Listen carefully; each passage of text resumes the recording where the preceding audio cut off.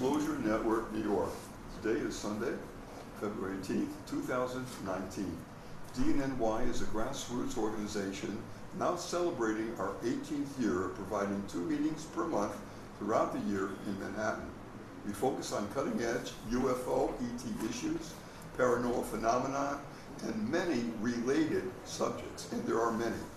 Our members do extensive investigative research into these various topics and share that information with the group at our meetings and with our internet followers. Our motto, right from day one, is, quote, connecting the dots to seek truth, unquote. We have available to everyone worldwide a DNNY News Blast email service focusing on the topics of special interest and it's totally free. Just visit our website. Here's the address, www.dnny.info. Type in your email address when it's asked for, and then click to send. You will immediately be connected with people who are members, as well as people from all over the United States and the world, who will chime in on our news and also make comments. You'll be part of all of that, and you're encouraged to also give us your views. Our guest speaker for today's meeting is none other than a very dear friend and colleague, Ray Songtree. Ray, a very warm welcome to you, my friend. Thank you, thank you. Thank you. Great to have you here, and our listeners should know that it's live and it's from Hawaii. What island are you on, Ray? Kauai. Hawaii. Oh, I've been there. That is gorgeous. That's gorgeous. How's the mudslides and everything? Is that all better or not? Well, I was going to tell you guys about that because last, when I talked with you before, I had canaries in the background. I remember. Well, they all drowned in the April 15th flood. Ouch. Oh, I'm so sorry. We had the record amount of rainfall in the United States ever in 24 hours. We had 49 inches of rain. Oh. And so I had 7 feet of water under the house and where my music studio was and my birds. And so the one chicken survived. We named her Ginger. She became really amazing chicken, just like one of the family. And we now have 4 other chickens who just started laying eggs again. So that's the news from my little homestead here. And I'm looking out at tropical weather. It's not raining. By the way, we had double the amount of rain last year that is average. Double. Wow, that's a lot. But that 49 inches, I'm sure, helped. That is a lot. Wow. Well, and that was a geoengineered storm. There's photographs that show the moisture in the atmosphere, and there's a huge band that goes across the equator. And a little finger came up totally unnaturally and hit Hawaii. And for those of you who know about this, there's a document called Weather as a Force Multiplier, Owning the Weather by 2025. It's an Air Force official document. It's easy to find online. And it's real. We no longer are experiencing natural weather. It's always being tweaked. It's always being experimented with. And that is reality. And so if anyone doubts it, just read that document. Oh, thank you. Is that posted on your website? I just looked on. I don't know if it is, but it's online easily. We can check that out. By the way, before we begin, give your website. It's an extraordinary, cutting-edge website, and we should put that right up front so people can get that. So would you slowly give out the address for your website? It's lipstickandwarcrimes.org. That's with hyphens in between. Or you can just do raysongtree.com, and it'll end up there. Excellent, excellent. I many times have been to that website, and it always blows me away with your deep research. And it's just an incredible website, so just know how much we appreciate that. Okay, we're going to just do a few quick questions about background, and then we're going to get right into your talk. Just very quickly, Ray, where were you originally born? Where were you born? I was born in San Francisco. San Francisco. And were you born with many brothers and sisters, or were you the only child? I had a couple of siblings before me who passed away, and then I was born, and my brother was born. So there's two of us. Okay. And did you stay in that area, or did you move around once you became a teenager in the early 20s? For school? My parents moved to Southern California, Okay. and I grew up there. And then for college, I went to Northern California. And then after college, I moved to Washington State for 20 years, and then I moved to Hawaii now for 26 years. Right, okay, fine. And I know you've always been interested in finding out what's behind the curtain, so to speak. And I imagine that would have gone through all of your life. Did it kick in big time any particular time in your life, or it has always been like that? I would say, Nick, that I was politically naive and oblivious. Welcome to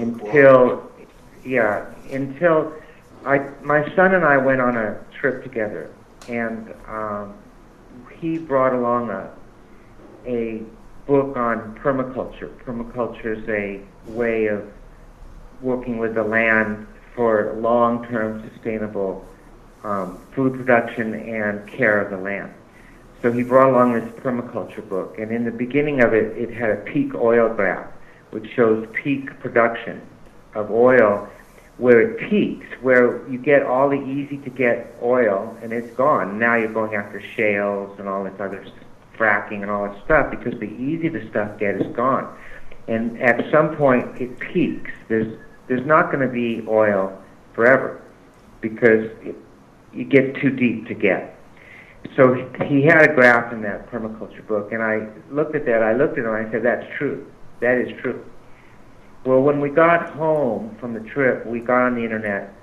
He was with me for a month. My wife was gone, and we started researching peak oil, which led strangely into 9/11, which I couldn't understand at all. I didn't understand, well, why are these people talking about 9/11?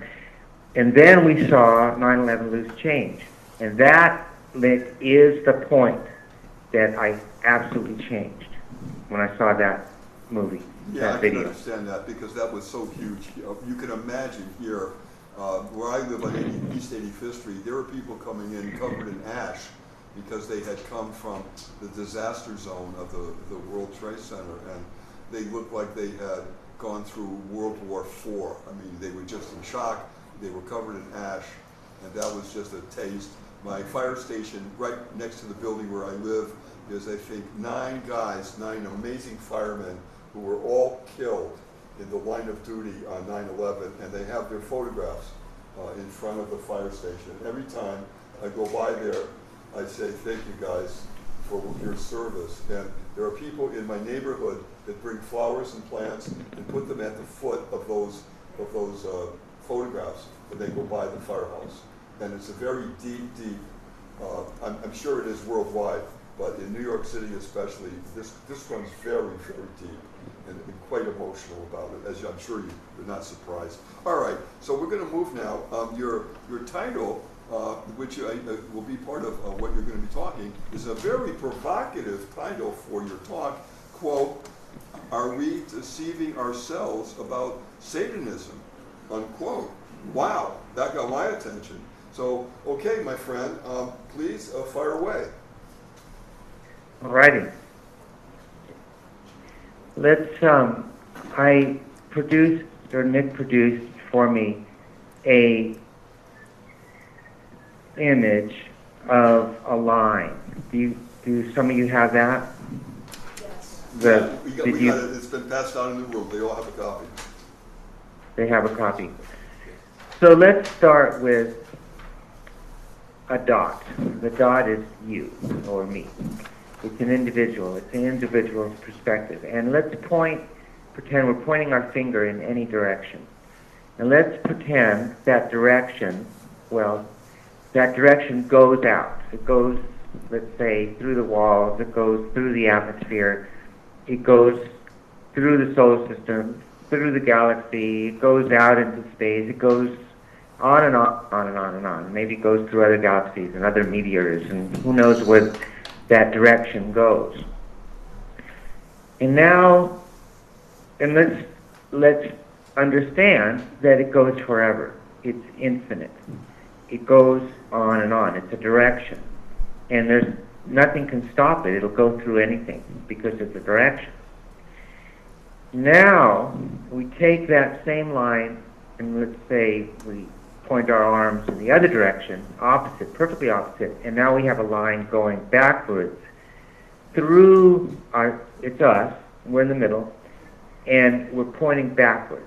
And that line, same thing, it just keeps going and going and going. It goes through the earth, it goes through the moon, it goes through the stars, it goes through empty space, it keeps going. It's a direction. And if we spin our heads and look in that direction, that's the direction of our view. If we put our ears in that direction, that's the direction that we're hearing from. It's a direction. And it has, on both sides of it, no end. So we're now looking at infinity. And we can point our fingers in any direction. There's infinite directions we could point it in, and all of them go to infinity. And the opposite side of that direction, any direction, is also infinity. So we now are understanding ourselves as beings that exist within infinity. So we're going to get back to this. It's a very, very important thing to understand, because of course the question is, who are we and where are we? And the context is limited by what we choose it to be limited by. So we define ourselves within a limited context which we ourselves limit, or is limited by our senses. We say that we have 5 senses, whereas we look at sharks and they have some lateral line going along the side of their bodies that can sense the electrical fields of other animals and hunt that way and find them under the sand. Well, we don't have that sense. So not only do we live in an infinity of all around us, but we then realize that every creature and every individual senses things differently. My sense of color in my eyes is not exactly like yours. Not exactly, no. Similar enough that we can, but not exact. So now we get to the point of infinity, and now we have infinite perspectives. And so then we realize it's not a universe, it's a multiverse. And there are other ways to see the reality, we call it reality, or see whatever it is, the great mystery, and it's not just us. It's just not me. It's not my perception. So this is kind of an important thing for me to introduce at first. And it's not something that's introduced in any religion except that I know of, except Buddhism. Buddhism is founded on this. And other religions, which we're going to discuss, are not. When we use the word Satanism, I myself, whenever I would hear the word Satanism, I kind of had the same reaction I would have when I heard the word UFO in the past. Anyone into UFOs was crazy to me. You know, oh, right, UFOs. You know, that's what I would think. It was an automatic reaction. And when I used to hear the word Satanism, I would think, oh, that's some religious freak, some Bible thumper, some, you know, they're just making this up. There's no devil. It's just a bunch of crap. That's what I would think. But then I was, through the research that started with my son, and it went on and on. We blew our minds so many times in that month. So many times. And we just kept getting blown open. I mean, one thing led to another. But in my research over the years, I came across Gunther. I think his first name is Arlie Gunther. He was an FBI director in Los Angeles area, a chief in that area. And he, when he retired, started was asked to do some research. And you all are in Manhattan. I actually grew up in Manhattan Beach, California, which is near Los Angeles. And there was a daycare center there that ended up being a hub of child trafficking, and they would use the children who were there. And they had tunnels to take them out, and they would fly them to some place and do whatever they did with them, and then, which of course was horrible, and then fly them back in time for their parents to pick them up. Seriously, they were doing this. And Mr. Gunther went into investigating it, and he actually hired people to dig in the ground and find where things were backfilled, and a lot of things were done. And he researched satanic rituals, and he has blood-curdling stories. You know, there's one you can find on YouTube where he's had a mother speaking, and the mother's child was abducted and skinned alive and killed, of course. This happened to this mother's son. And so, what is going on with this, and how widespread is it? And he found it was very widespread. He found the CIA was involved with it. He found, then we had Nancy Schaefer. Nancy Schaefer was a senator from, I'm not sure if it's North or South Carolina, state senator. And she was investigating the Child Protection Service. And she found out it was a giant trafficking ring. They were trafficking kids, and she was exposing it. Well, she was found dead with her husband, and it was called, quote, a double suicide. But she was a devout Christian. It wasn't a suicide. They were murdered to cover up what she was exposing. And Mr. Guntry, who I can't remember his first name, I'll say Arlie Guntry, he was killed with arsenic, slowly killed with arsenic in his water or whatever. And so these people were uncovering institutionalized satanic rituals involving children. And so what is going on with this? You know, what is up with this? And it involves the highest levels. It involves people we know.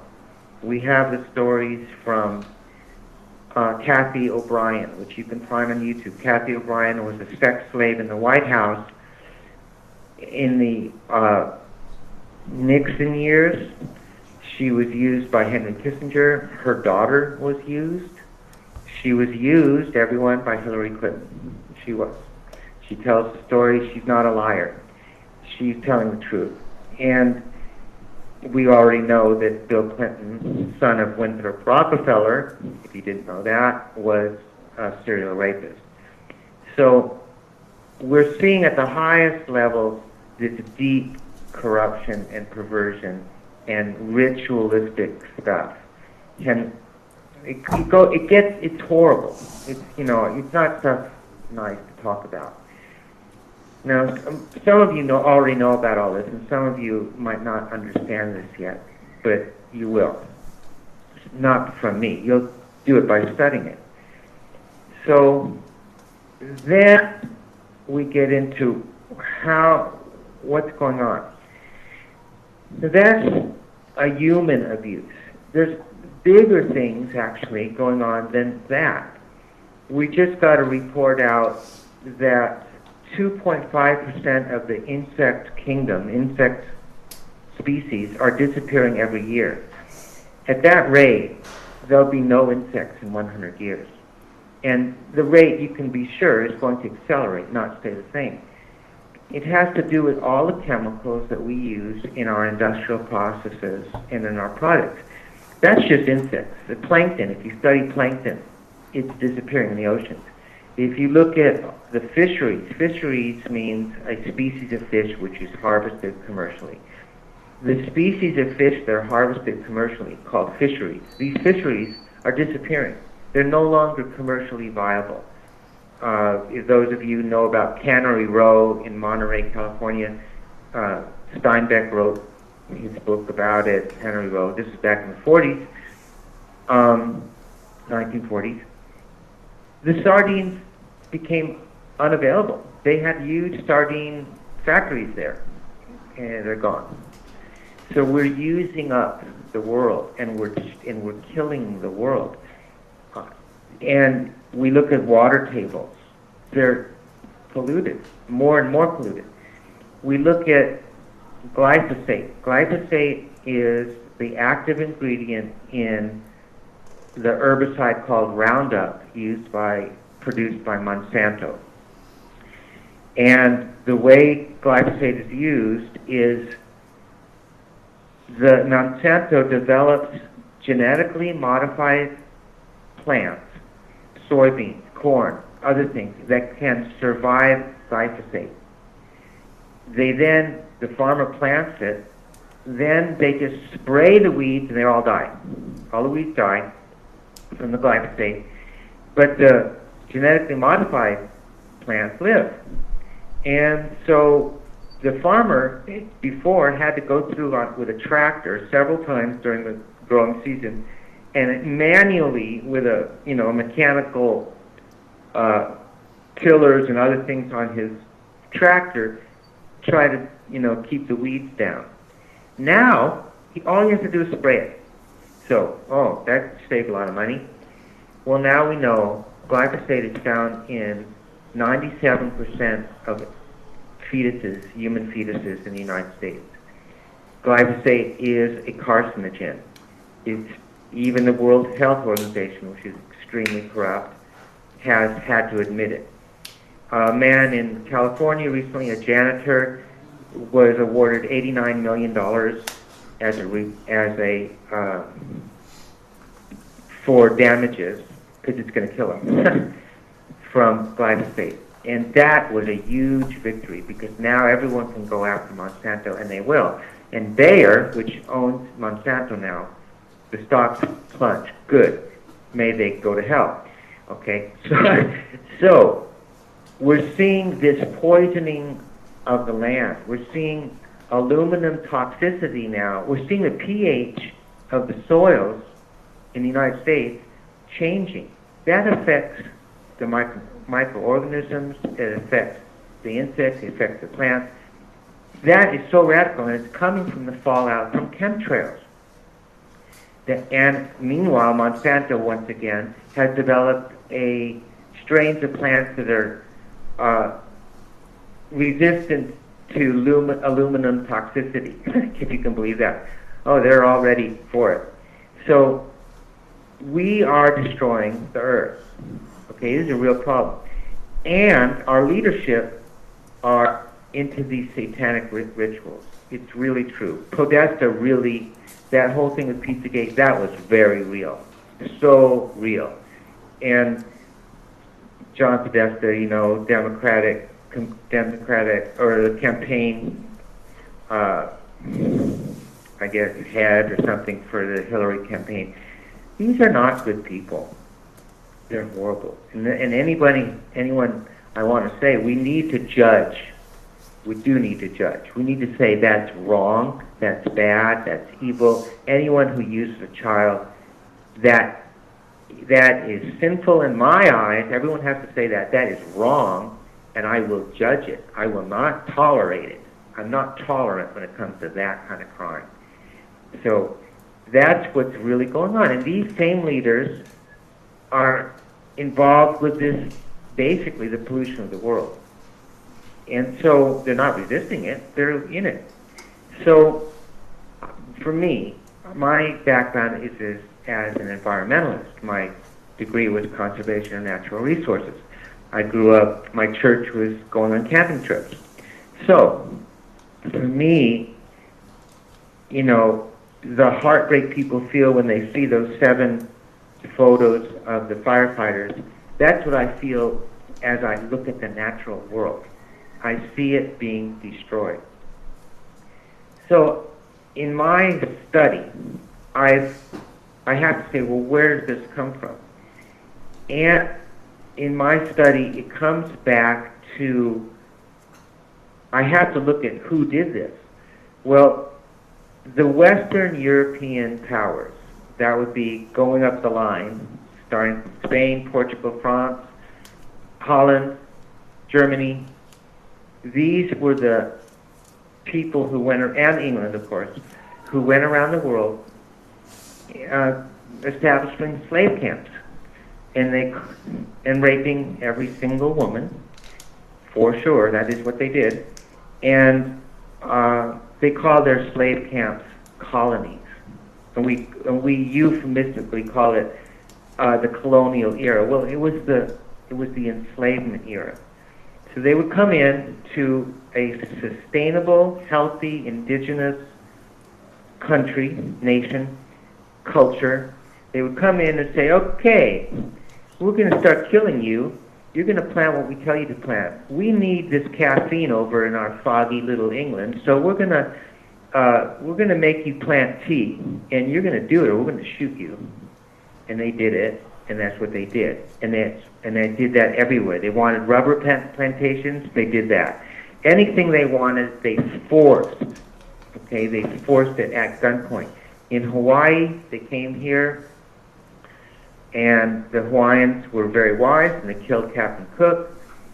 They had some brains, but Kamehameha was the main cutthroat king, warlord of the Big Island, and the British said, we can use this guy, so they gave him guns, and he slaughtered the leadership of every island, and he, quote, euphemistically, united the islands, okay, with guns. The same happened in New Zealand with the Maori. They were one tribe, one nation. They're small nations, tribes of small nations. One nation was given guns, bam, they overran everyone else. So, who were these people, these colonialists? Who were these people who did this? And what was their ethic? So I have to look at that, because that ethic is spreading, you know. And you can say, well, it's not just Europeans. Look at China. Look what China's doing. Well, according to Catherine Austin Fitts, the big money went to China in the 90s. Big money meaning billions upon billions, maybe trillions of dollars, to produce a colony, a slave camp in China, to produce all these factories. All these factories, their groundwater is totally, you know the word that starts with an F. Their groundwater is totally messed up, and that's documented. They are destroying their land to produce commodities for everyone else. And where did China, how did that come about? Where did communist China come from? So then I look at these things. All right. So we know the Rothschilds controlled through Nathan Rothschild. Nathan Rothschild ordered the War of 1812 here in the States. Nathan Rothschild and the Rothschilds were behind the British Empire. It was their slave camps. They were the ones who benefited from all this empire crap. And so, and the Rothschilds were the organizers of the Opium Wars in China, which opium was forced on the Chinese people, forced at gunpoint, at, you know, in this case, cannons. They just, okay, we've already talked about this in another talk I gave. Then what happened with China? Well, what happened with communist China? We know that the Rothschilds funded Karl Marx. There's checks to him in the London Museum, No, an English museum. Might not be in London. But we know they funded Lenin in Switzerland. We know the Bolsheviks came straight out of Manhattan, New York. They were Jewish people who were armed, funded and armed, and overran the Tsar and murdered him and his family. As was promised 100 years before, when the Tsar boycotted the first League of Nations type of attempt. So the Rothschilds said, we're going to get this guy, and it took them 100 years, and they got him, with Jewish people from Manhattan, New York, who were the Bolsheviks. That is where the Bolsheviks, that's how it worked. Just as we have mercenaries who took over Libya and taking over Syria, call it, quote, civil war. There's nothing civil about it. These are outside mercenaries, and the Bolsheviks were mercenaries from New York City. That the organizer of that was Jacob Schiff, who came to United States in 1865 at the age of 18, just as Nathan Rothschild had gone to England at the age of 18. So these people, they come with unlimited money. So of course they're going to pretty soon be able to make any deal they want. They have more money than anybody can imagine how much. It's unlimited. And that's where the Federal Reserve came from. It's a Jacob Schiff thing. That's also the Council of Foreign Relations, and a lot of other things were set up. Okay, so I look at all that. And China. So Chairman Mao, where did he come from? Well, his finance minister, this is so unbelievable to me. His finance minister was a Rothschild plant. His name was Israel Epstein, another nice Jewish Rothschild type of person, who wrote Mao's Little Red Book. Can you believe that? That's where it came from. Mao is just a puppet. He was a paid puppet. Everything he did was under control, okay? He would have had nothing. And by the way, the Emperor of Japan was funded by the Rothschilds too, just so you know. So they were doing a lot of stuff, and I've already talked about the Gandhi incarnation, and Herman Kallenbach was his handler, nice Jewish guy, and they were lovers, by the way, for 17 years, and Gandhi left his wife and had hemorrhoids and lived the rest of his life basically in shame and hiding in the closet. That's real. That's very real. That's how you control people. You have them do something that they would never want anyone else to know. And that actually is what the whole pedophilia rings are about, and the child trafficking rings is about. It's about creating bonds that are so secret that the people would never, ever, ever want anyone to know.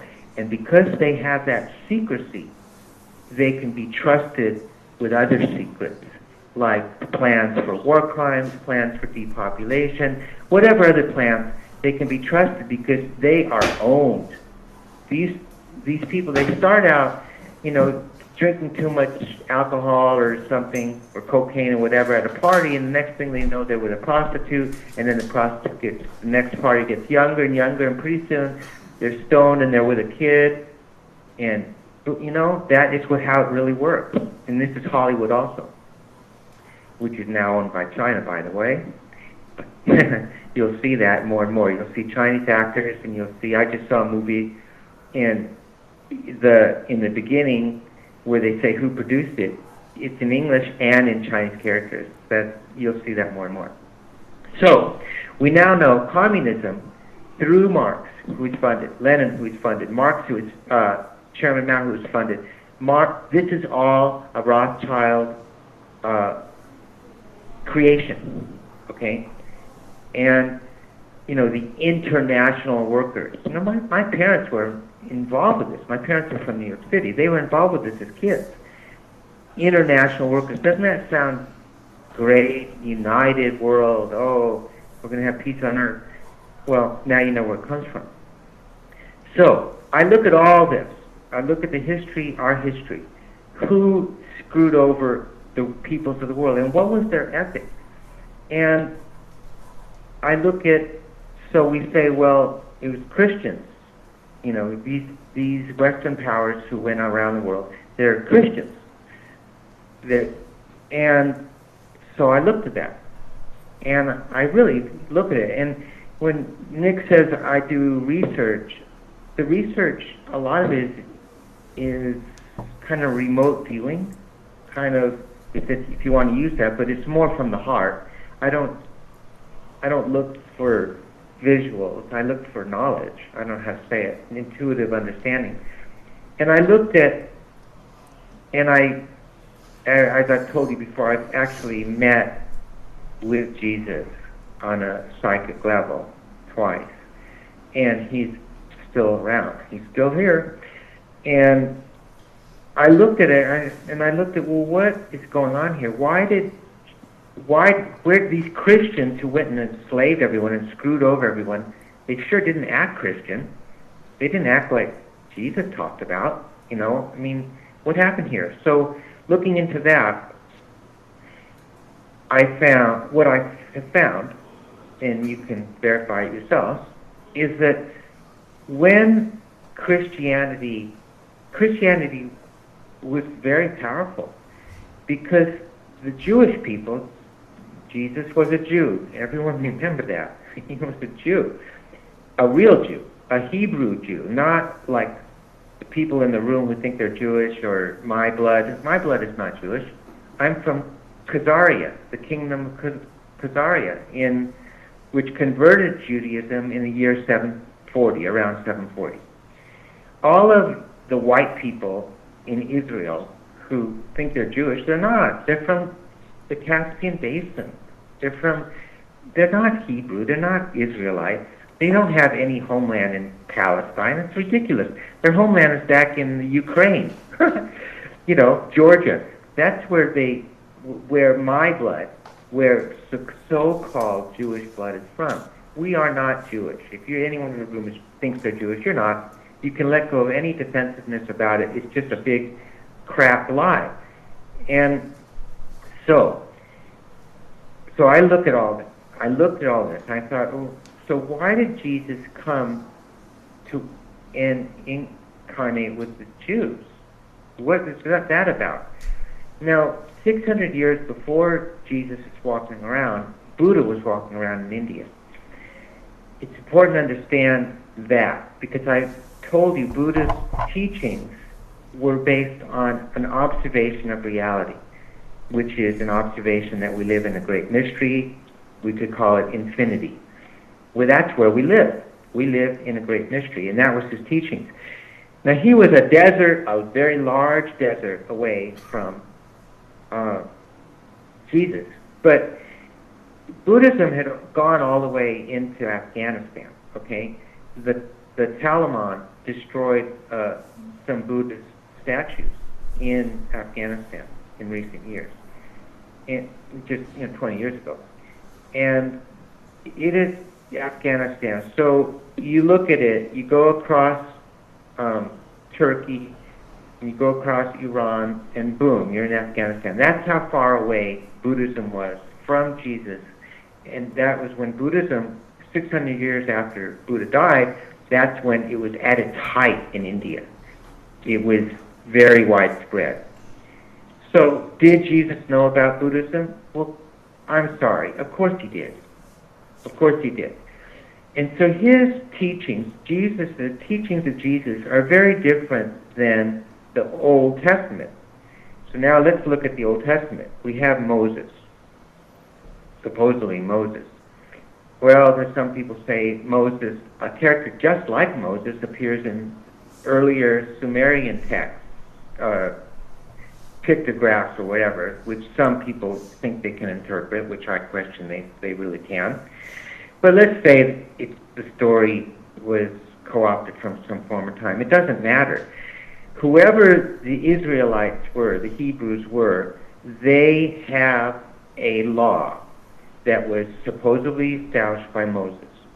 And according to that story, which is called the Old Testament, according to that story, some entity, which called himself God, used Moses as a channeler. That is the reality.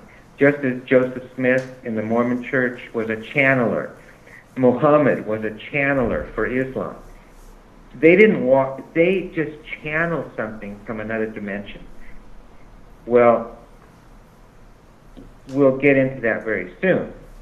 So we see in Genesis, we see this very strange creed that man is made in God's image, whatever God is. It's this entity, all right? It's this ego who calls himself God, who's using Moses. And man's made us in my image, so that means God has a penis, right? That's what he has. He's a he. It's all so ridiculous.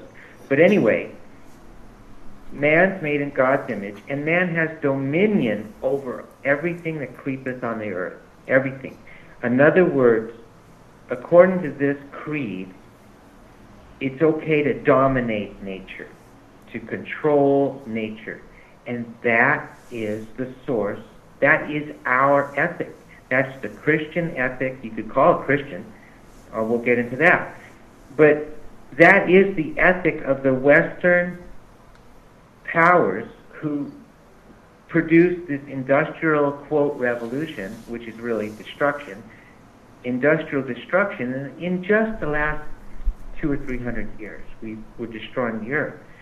Okay, so I'm looking at all this. What is going on here? And so why did Jesus incarnate here, and what is going on with that? Because this Old Testament is definitely strange. First of all, it's monotheistic, which no one else in the whole world is into monotheism. Because all indigenous cultures, every single one knows about reincarnation, knows that we are infinite, that we go on forever, but not monotheism. So what is this strange monotheism? What is this? And then why did Jesus come, and what did he say? Well, he was against it. He was totally against it,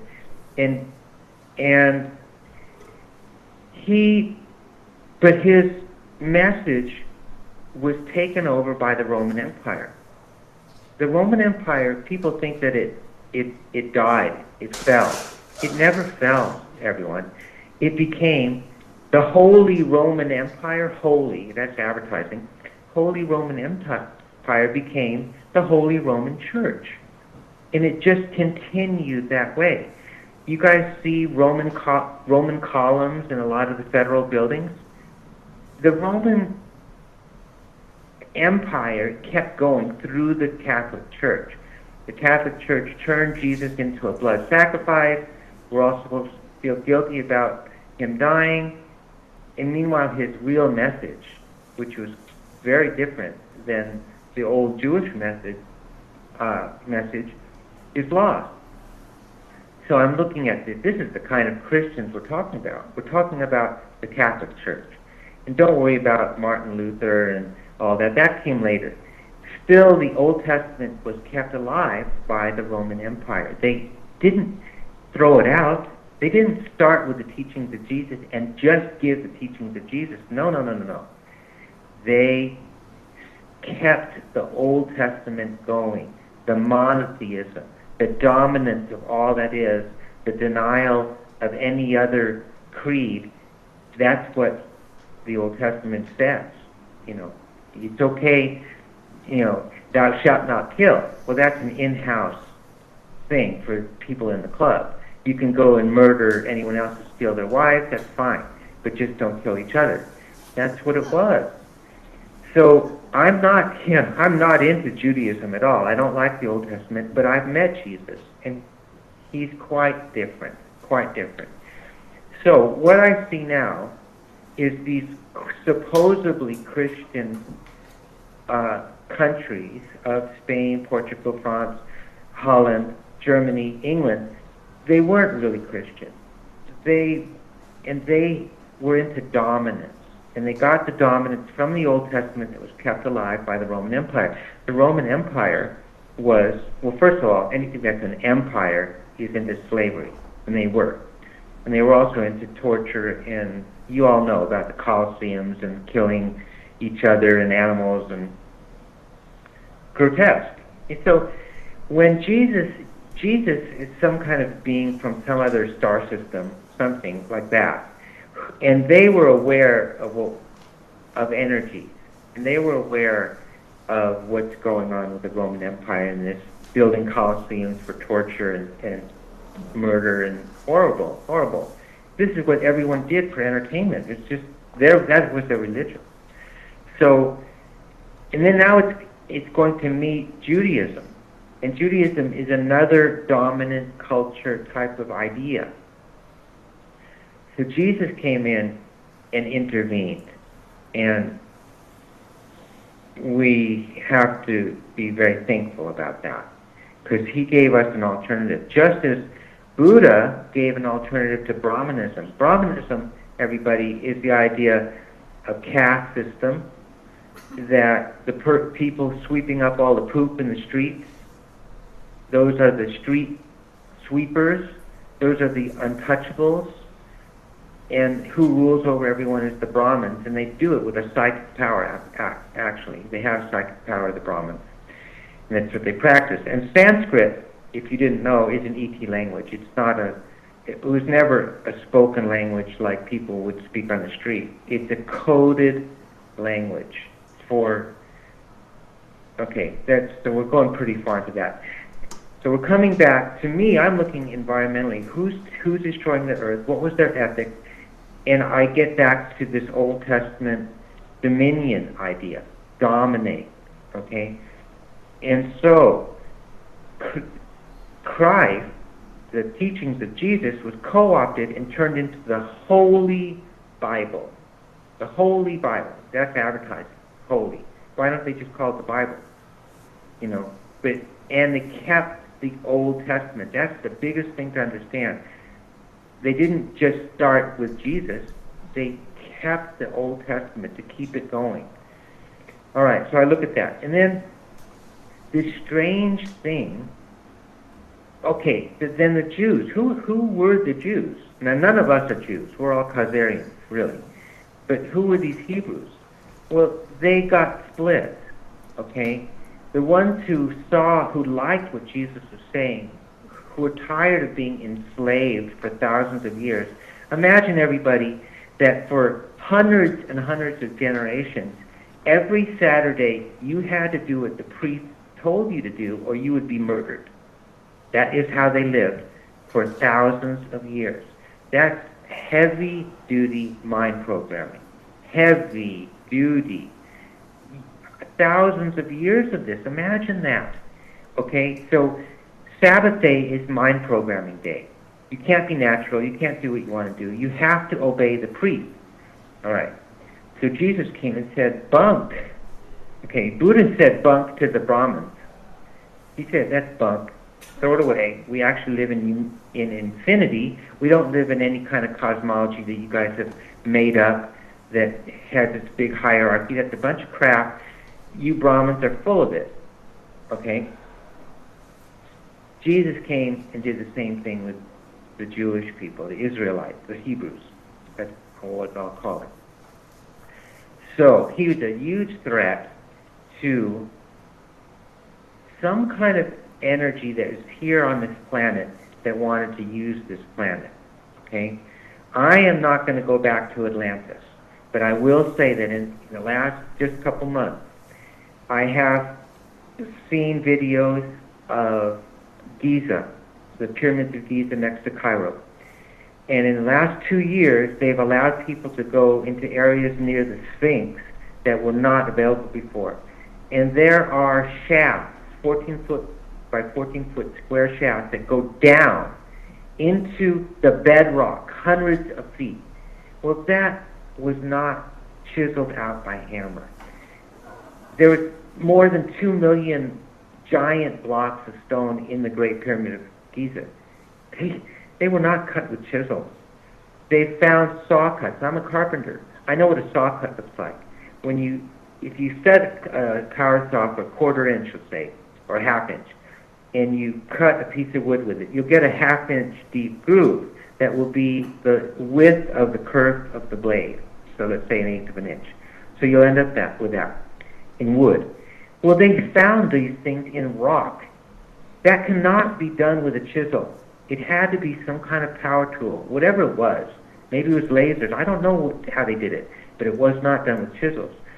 So this was, for me, finally evidence that I needed that there was civilizations here on this planet that were very, very technical and existed before our historical period. And the story we're getting now more and more, we're really getting this. It's really true. You all know about Easter Island, and there's these big heads, sculptured heads sticking out of the ground.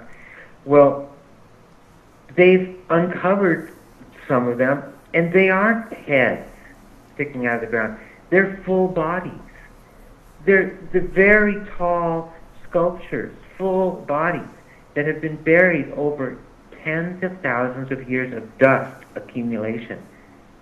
Okay, that's how old things are. They're really old.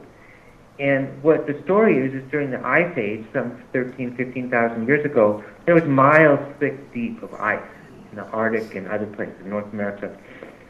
And the water of the ocean was sucked up into the ice. And the water level of the sea level was lower.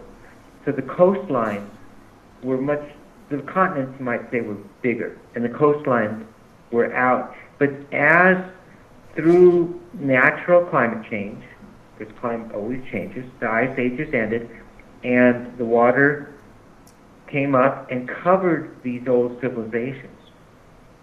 And that's why I was always wondering about it.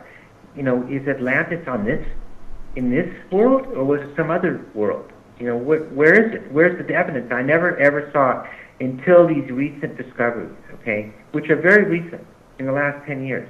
And I hadn't tuned into it, but now I have. And you can see this on YouTube, okay, on different videos people have put together and studied this. So, now, we get back to the Old Testament. The Old Testament is claiming the world is 6,000 years old. Well, we have the Grand Canyon with 1 billion years of ocean sediments. 1 billion years, you guys. You can see the evolution of life in the oceans as the layers get younger and younger. It's a book. It's not a theory. And some say, oh, well, God created that. Oh, right. God created 1 billion years of sediments just to trick us. These people they're not thinking. The Bible is false.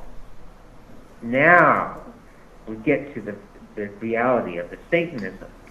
The Bible is a satanic instrument. You say, what? No, it is built on deception. It is built to deceive. Now I'm going to explain why I gave you that infinity graph that I gave you, the little picture. Let's go to the first words of the Bible. These are the first words of the Bible, Old Testament. In the beginning was the Word, and the Word was God. Okay, let's look at that. First of all, in the beginning. We've just proven there's no beginning. Okay? There is no beginning because there's no end. And the point where we want to start counting is arbitrary. We can start counting 2,000 years ago, or 5,000 years ago, or 20,000 years ago, or 1 million, or 1 billion, or 10, we can start counting anywhere we want. What was before that? Well, there was something before. There's always something before. That's what infinity means, and there's no end. That's what infinity means. People who cannot comprehend infinity cannot do this. And they cannot understand what is being said right now by me. We are surrounded by the great mystery. Another word for it is infinity. Okay? And we live in a bubble of things that we ourselves have labeled and become attached to, but really we don't understand what we're looking at, and we never will. It is a great mystery. So, in the beginning was the Word. The Word. Okay, the Word. What kind of word was it? What was it? An adjective? I don't know. Verb? Noun? What was it? What kind of word was it? Was the word in a language? Well, it had to be. A word doesn't have any meaning without a language. They didn't say in the beginning was a sound. They didn't say that. They said a word. Okay? Oh, what language is the word? It's absurd. Okay, but more than that, this is a very big thing, as big as infinity, that I was just talking with you about, is that there is nothing perceivable without somebody to perceive it. There is no reality without someone who perceives the reality. Okay? Nothing exists without a perceiver. So, in the beginning was the Word. Hold on. Was the Word written? Well, no.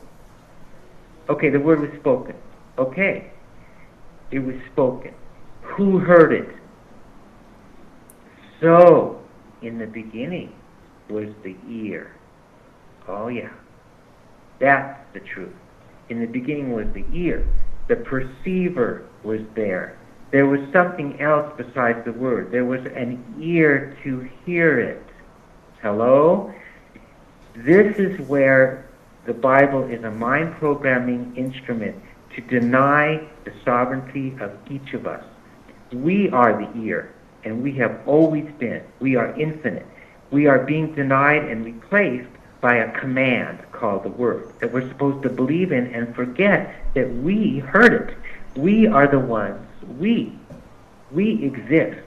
We are the perceivers, because there's nothing perceivable without a perceiver. So in the beginning was the Word. We've destroyed this whole thing. And the Word was God. Oh, isn't that nice? So you should believe the Word because it was made by God, and I'm going to kill you off every Saturday if you don't go along with it. And I'm going to kill you off for thousands of years. In fact, I'll convince you to stone each other to death if you don't go along with this idea. Talk about mind programming, guys. It's false. The whole thing is false. It's built on deception. Okay?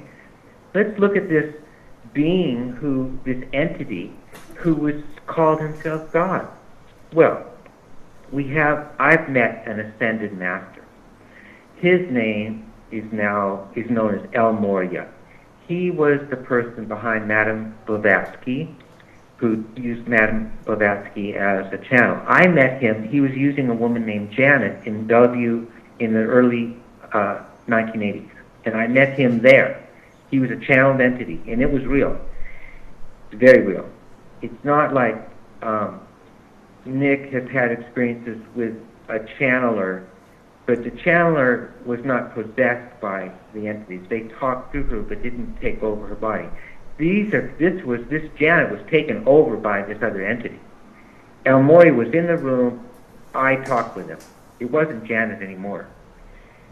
El Morya is behind Madame Blavatsky, and behind a student of Blavatsky's was Alice Bailey. Alice Bailey formed the Lucifer Publishing Company, which became the Lucas Trust, which has a spiritual responsibility at the United Nations. All right, so now we're bringing together the Rockefeller, Rothschild United Nations with these ascended masters. And I met one, and he was a butt, okay? All right, he was an ASS. He was. I met him. He's a complete arrogant being, okay? Now, there's another ascended master, a lot of people know, named Ramtha. I like Ramtha more. I have not met him personally, but I've met people who spent 30 years with him. Ramtha's symbol, I don't know if you all know Ramtha. He channeled through a lady named J.Z. Knight in Yelm, Washington. She's still alive. I suppose she still channels him now and then. Yeah, he does. Actually, when Trump was elected, he came out and talked about that. So he does come around still. And his symbol is the pyramid with the all-seeing eye. Okay, are you guys getting all this? Who built the Statue of Liberty? The Freemasons did. What's their symbol? The pyramid with the all-seeing eye. What's the Statue of Liberty? It's the light of Lucifer, everyone. We're about to get into, I've talked about creation myths now already. There is no creator since there's no beginning. Everyone get this? There is no creator. We live in an infinite great mystery. There's no beginning. If there's no beginning, there cannot be a creator. Okay? That's the Old Testament. It begins with that lie. Okay? And that was what the Roman Empire kept alive. Okay? They kept the Old Testament going with that lie. Okay? I'm going to skip way forward now about the Vatican. I sent this to Nick. I hope you all saw it. There is a building that was built in the 70s, in 1970s, that I have 20 minutes. I've got to keep going here. Woo! Okay, there was a building called the Pope's Audience Hall. And I sent the links to Nick. I'd like you all to check it out. I'm not going to say any more about it. You draw your own conclusions when you see this. But I want you to know that the images you'll see are only seen subliminally, because it's not obvious except to the subconscious. And I want you all to look at that. But that's your proof that the Catholic Church is ruled by a Satanist, reptilian presence, for real. It's not theory. You're going to see it for yourself if you haven't seen it already. You have to connect all the dots to speak truth. You have to connect all these things. I'm helping you do that. So, what we're getting now is the Old Testament was false. It was adopted by the Roman Empire, and now went from the Holy Roman Empire to the Holy Bible, which kept the Old Testament lie going, and denied really what Jesus was saying. Jesus overthrew that. Okay, and it comes all the way up to the Catholic Church now and the Jesuits, by the way, were Jews. They started out as Jews. They were Jews that were recruited for that. Why? Because I told you, there's two kinds of Jews. The ones that saw that Jesus really was love, and said, hey, I want that. I don't want these thousands of years of programming. And Jesus didn't have a church every Sunday either. You guys remember that too. That was adopted later. That's a copy of the Jewish mind programming. Okay? That's the Catholic Church. That's the Roman Empire. You got to get this mind programming thing that's been going on. Okay. So I'm looking at who brought out about the destruction of the world. Who is killing nature? Well, it's this Old Testament thing built on vanity.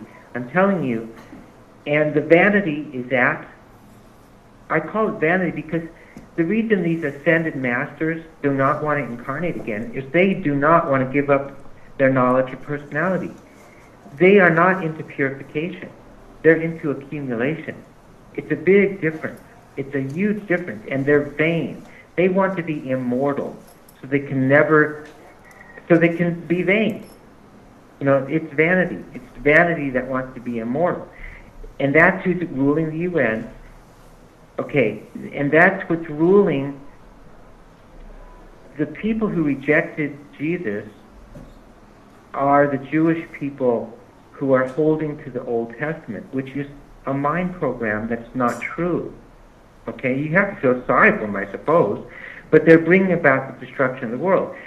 The Nobel Peace Prizes and Nobel Prizes are all rigged. We know that because the guy who nominated Obama for the Peace Prize was with him in the destabilization of Kenya on a trip. They went together on a trip when he was a senator.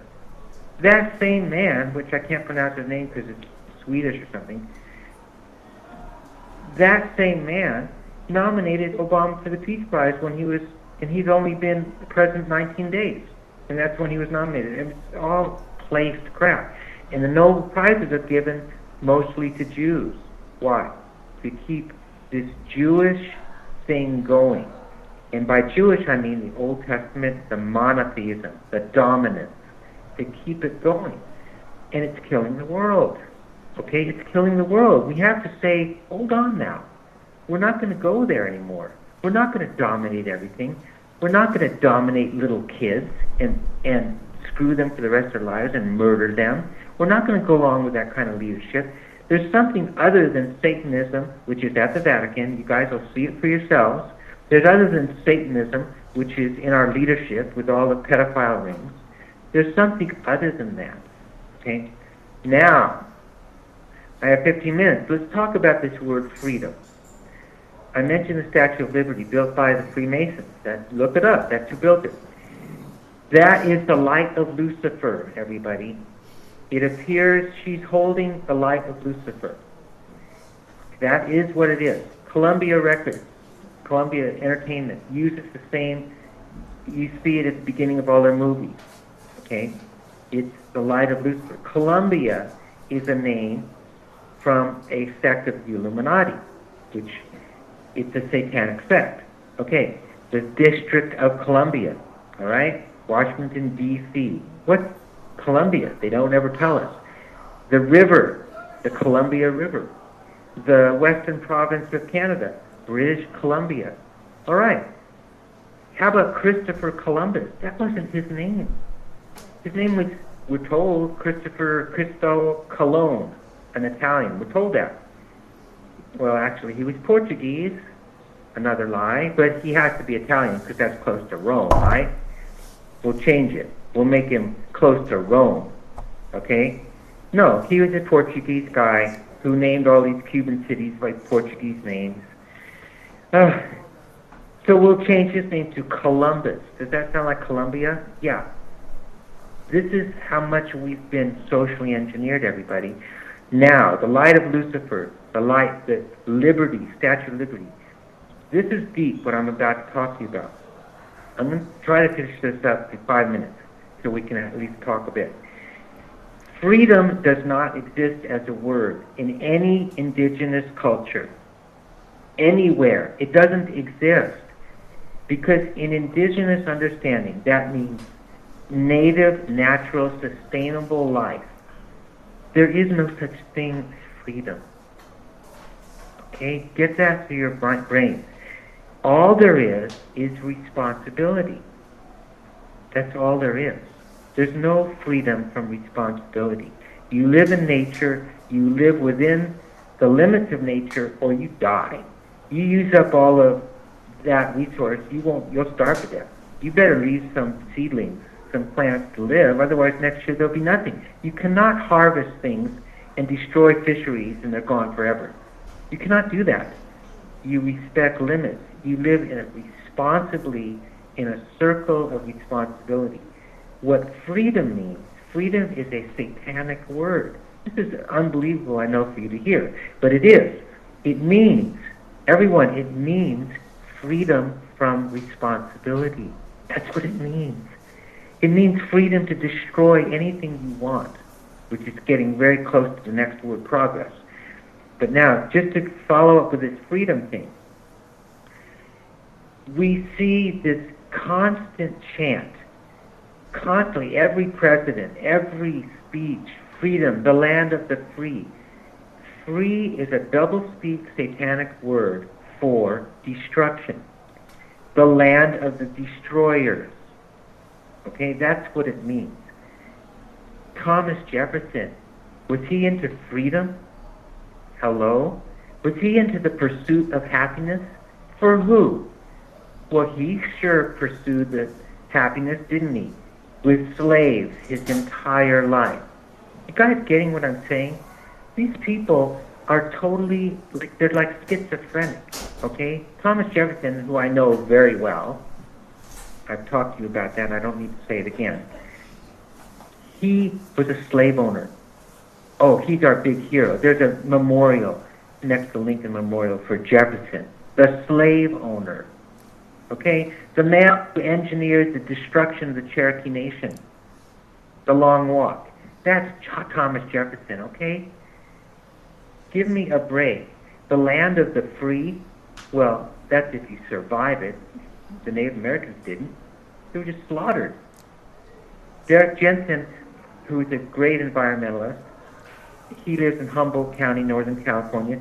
He said in his area, over 300 people were gathered together and slaughtered, the natives. That really happened.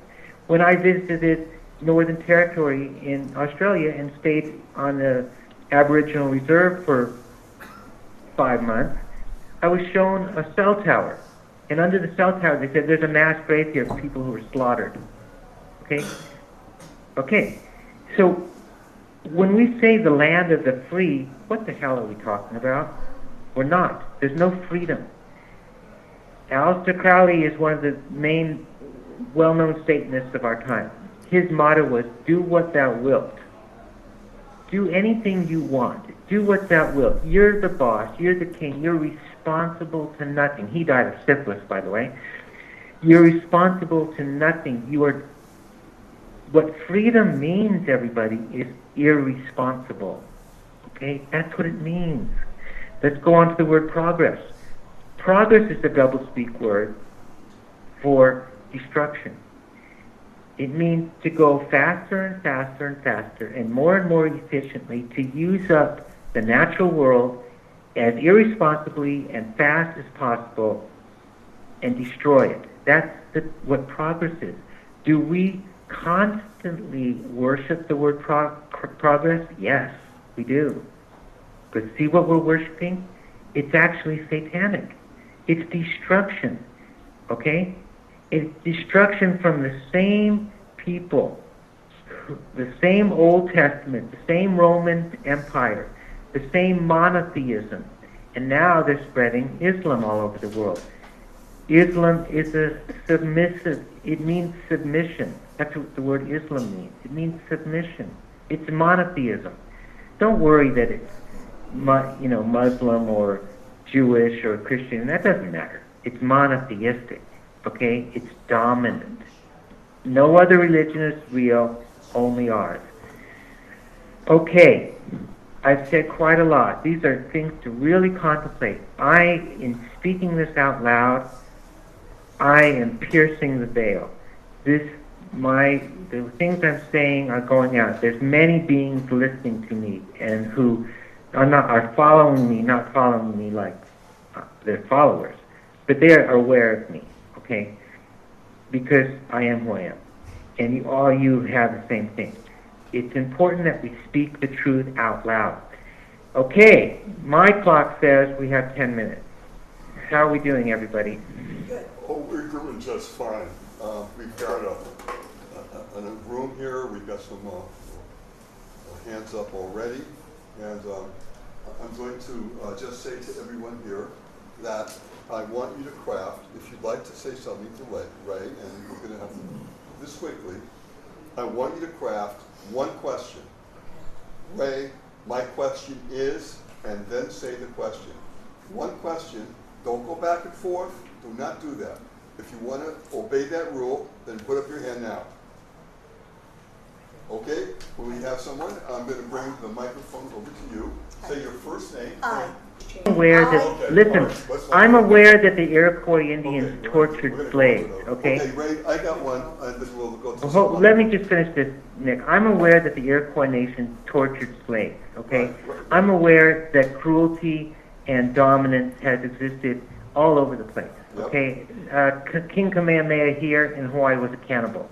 Okay, I know about that, but I'm talking about the historical history of our era that is now controlled by Western technology that has been passed in the 90s over to China, which is created by the Western powers. The Rothschilds is the Western power. I'm not talking about vanity in every single culture and in every single individual. Every one of us has vanity, and you can't blame Moloch. It doesn't matter. Vanity is everywhere, but the lineage of dominance in our culture comes from the Old Testament and Genesis. Thou shalt have dominion over all that creepeth. That Satanism right there, that is Satanism. That is what dominates the world. Okay, not anything Native American. Okay, but there's vanity and cruelty and ugliness in every single individual, including me. Okay? Nick, go ahead. Okay, quick one here. We were talking a little before we did the interview, just in the room. We were talking about the fact that chemtrails and other crap is engineered to hurt us in various ways. And wouldn't the people who have the trillions of dollars that are behind this, wouldn't they be also affected by the same crap that they're giving to all of us? Or what is protecting them? Do you have any idea about that?